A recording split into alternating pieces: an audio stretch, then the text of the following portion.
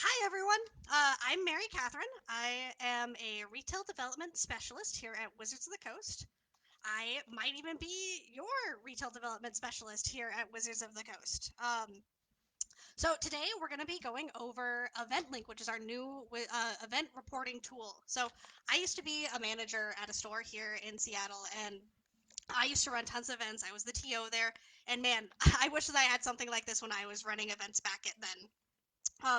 The things that we're going to be going over today are specifically signing up, scheduling your events, running your events, and we're going to be talking about some of the new features. Just so you know, before we jump into all of this, is still going to be available for as long as EventLink is in beta. We're starting this all off because we're just getting into the open beta, and this is just going to be a great time for you to jump in and check out EventLink and all of our new features for it. So, starting out, when you go to eventlink.wizards.com, you're going to come to a page similar to this one right here, except it's going to say sign in right here. Obviously, I'm already signed in and I'm a WPN admin, as you can tell down here. So it'll take you to a page that looks like this. This is where you're going to be able to sign in with your email and the password that you created. Now, I just want to point out Wizards accounts are different than the DCI accounts that you use for Wizards Event Reporter. So, hopefully, as many of you as possible have already gotten migrated over to this new account system. But if you haven't, we do have in the description some links that'll help you get registered for it. Also, you notice there's a register button right here. Also, just so you know, if you have any questions about this, like while we're during the stream, we do have Nelson and Bill, the product manager for EventLink, down in the comments answering questions live. Also, I'll be hopping down there once we're done with this, and I'll be able to answer some of your questions as well. So, back to EventLink itself. This is a similar page as what you'll get when you're signed in. If you only have one store, the one store is going to be available here for you to click to manage. If you have multiple stores in the chain, though, you'll be able to select from multiple stores, similar to what I have right here. So let's pull up our demo store.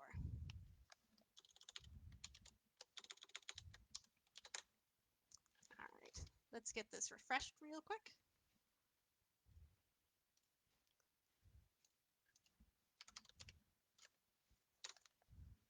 All right, there's our demo store.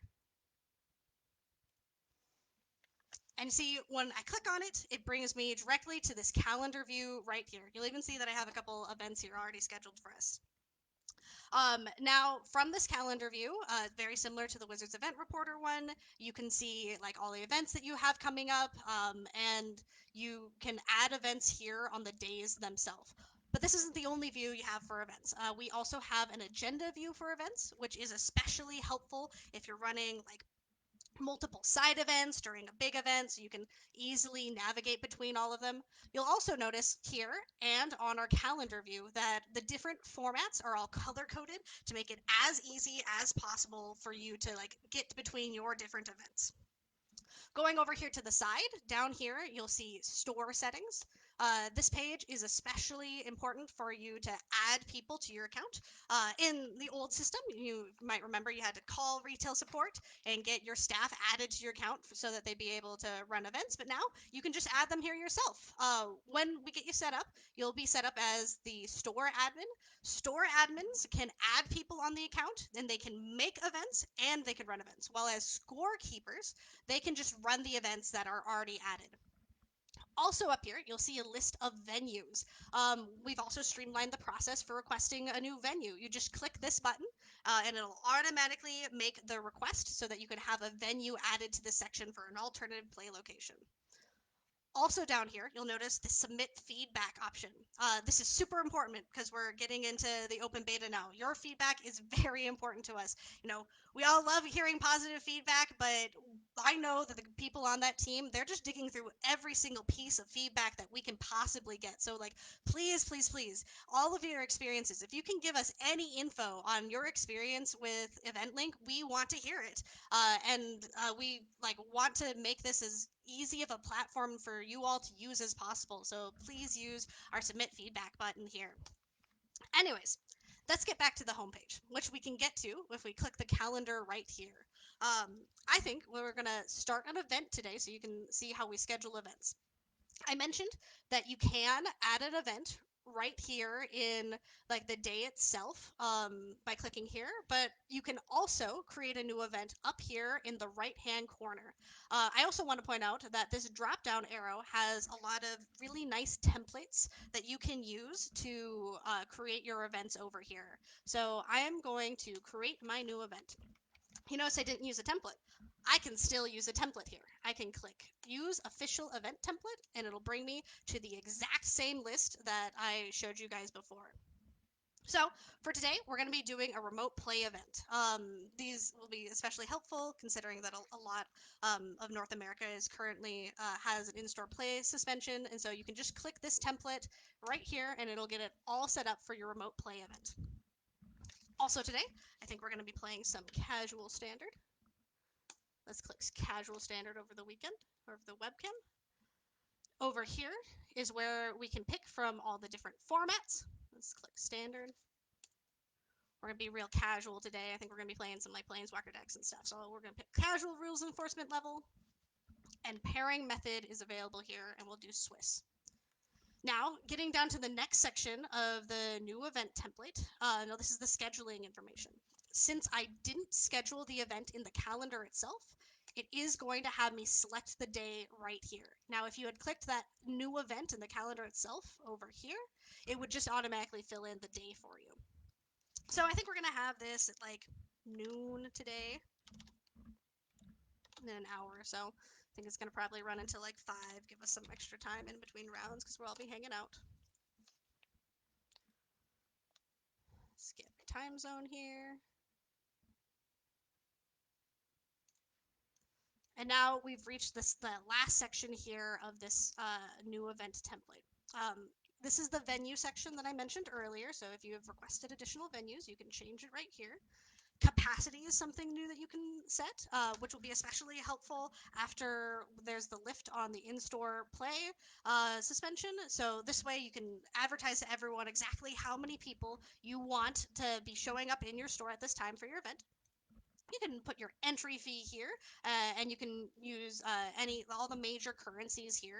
And then finally, description. So this information will be going up normally on the store and event locator. So make sure to have a great catchy description.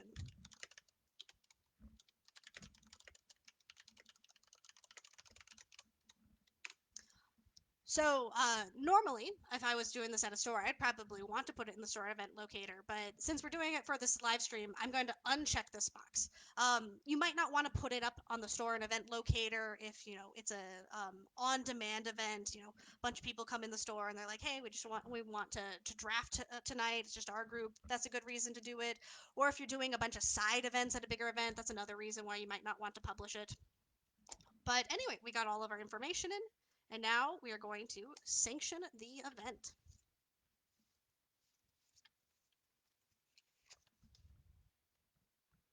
Awesome, and there it is. You see that it popped up right here on today's calendar. And over here is where we can see all of the information that I put into it. You can also edit the event from here. And you can pull that up again and we see all the information. So like maybe I put a typo in my description that I want to fix. And from here, we're going to open the event. Now, opening the event takes us to our registration screen here. The first thing I want to call out about this registration screen is that there are actually 3 ways that we can get people into the event. The first one is putting in people's Wizards account emails here. But the second one is using Companion to have the players sign themselves up with this code here. Now, Companion also officially launched this week. And has a lot of great features that integrate well with EventLink, one of which being that they can sign themselves up. And so when they open Companion on their devices, your players, they will have a screen that says that they can start an event or they can join one. And this is the information here that it'll say, what's your event code? And this is the information here that they'll want to type in to join the event. And look here, as I'm talking about this, it looks like we got a couple people wanting to join the event. Nelson here wants to be put in. And Aramis here wants to be put in as well. Let's get them in. And Bill's going to join in our event too. We're going to have a great time playing Standard. Now, to the third option, which is using guest accounts here. If someone doesn't have a Wizards account, you can sign them up as a guest. Guest account will only count for a portion of your metrics, and so I would highly recommend like getting people signed up for with their emails so that you can add them to the actual Wizards account. That way you'll get like complete full credit. All I have to do after typing them in is hit enter. And we got more people joining in. I'm down for more people playing standard. And here we are. From the screen, another thing that's really useful is that you can actually lock table numbers. So maybe Nelson and Bill want to be next to each other. Want to be at table 1, and we'll put Bill at table 2. That way, they can sit next to each other the entire time. Locking the tables is a new feature, and it's especially useful for, say, like parents with their kids to make sure that they're like able to sit with each other the entire time. Maybe someone brings their friend to an event who's new to Magic, and like the friend's a little bit shy. They don't want to like be like alone the entire time. Also, if you have anyone that like maybe wants to sit next to the door, it's a great option to make sure that everyone like it's as accessible as possible, and we can accommodate everyone here. Let's add some more people into our event. Man, we're gonna have a great time. After getting everyone in here, we just have to start the event. And so once we start the event, we see here that we have our pairing. We also have the timer up here and start round timer down here. Right now, our timer is only 50 minutes, but that is something we want to provide more options for. Also, right next to the timer, you have event options here. So when clicking event options, we see that we have options to print match slips and print pairings just like you were able to do in Wizards Event Reporter. Now, for those of you who signed up using Companion, you might have noticed you should get your pairings pushed to your phone so that you'll be able to see who you're playing against and what table you're going to be seated at. Another interesting thing from the screen is, especially for those of you that run multiple events at the same time, we can still go back to the calendar here. And you'll notice over on the side area that we have an event here. And if I click this event, it brings me right back where I was. And so if you have to manage like multiple different draft pods, or maybe you have a standard and a modern event going on at the same time, you have a very easy way to click between all of them here on the side without like doing too much hoop jumping to get between events. You'll also notice that the number of rounds has already been put in over here. This gets automatically put in because we picked Swiss pairings and it decided the number of rounds. But if, say we only wanted to play 2 rounds, we will also have the option to end the event at any time. Alternatively, maybe 3 rounds just wasn't enough for us. We want to play a 4th round. When we get to round 3, I'll show you, but we'll be able to add an extra round onto the end of the event. So if you really like to make sure that you have custom round numbers, that's perfectly fine. We still accommodate that. So here, let's get the round timer started. Now you notice this bar down here disappeared. Once I'm going to be able to get in some more results here and finish this, that'll pop back up. And you'll notice that we already have a couple results in. Results can be put in from Companion. One of the players has to put it in, and then it'll show the results to both of the players. So in the old world with the match slips, you would get a match slip, you would both write down and sign it, and then only one of the players would take the match slip up to the TO. Now, if you're not the player taking the match slip up to the TO, you don't know from the minute that it leaves your hands that like nothing on it is being changed. In the new world, both players will have access the entire time to see what their match pairing was. So Bill and Aramis here, they told me they went 1-1, but like maybe Aramis comes up to me afterwards. He's like, "Hey, I misclicked. Can you fix it?" No big deal. I can fix it right up here. And so Aramis actually beat Bill 2-1. And so we got that fixed here. Look at that. We got some more results coming in through Companion. They just pop up here automatically.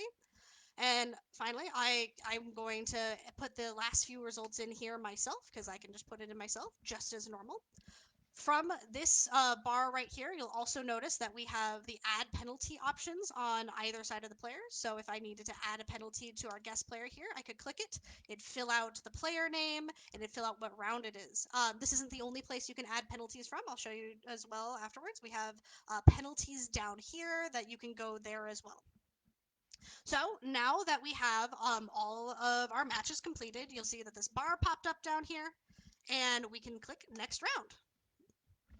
Once again, it pairs right here, and we can just put in. We can start the round timer, and I'll just put in some matches for all y'all. I think Bill won this time, but I still think Aramis beats Nelson here. All right, we are at the final round. If going into the final round, you have people wanting to check standings, you can definitely check it up here. We can see how everyone's doing. But back to here.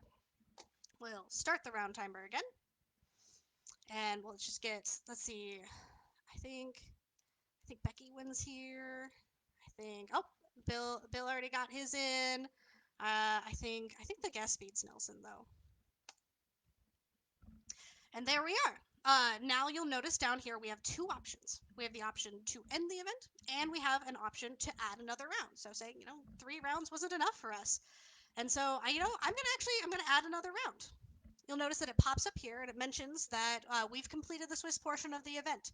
And so we might have random pairings after this if it can't use Swiss pairing to pair us anymore. I'm fine with that. This is casual standard. We're all hanging out. So I'm going to say yes to continue. And I'm going to create the next round. And it notice down here that it says that random pairings were assigned.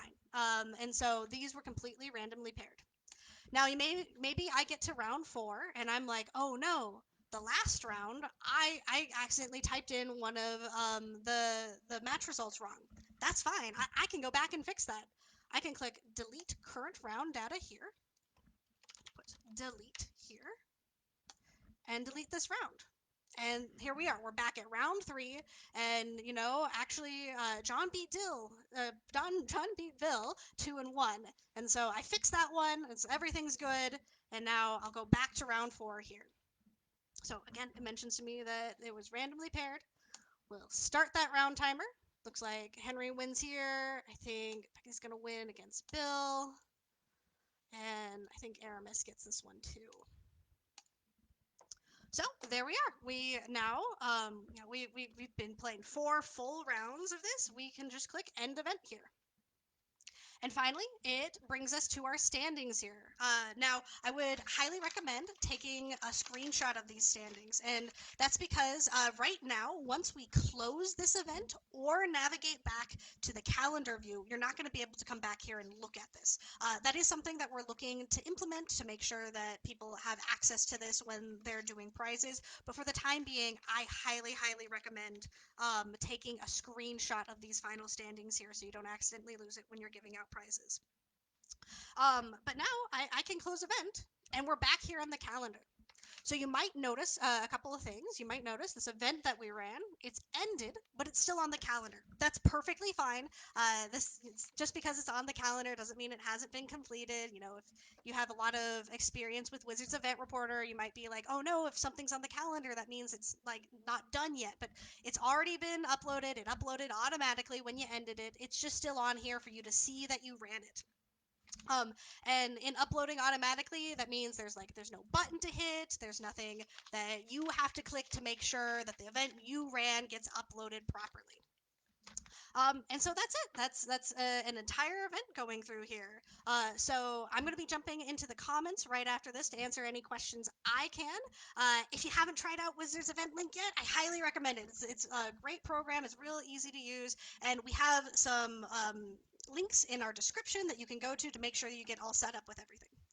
Anyways, hope y'all have a fantastic rest of the day. I'll be seeing you in the comments.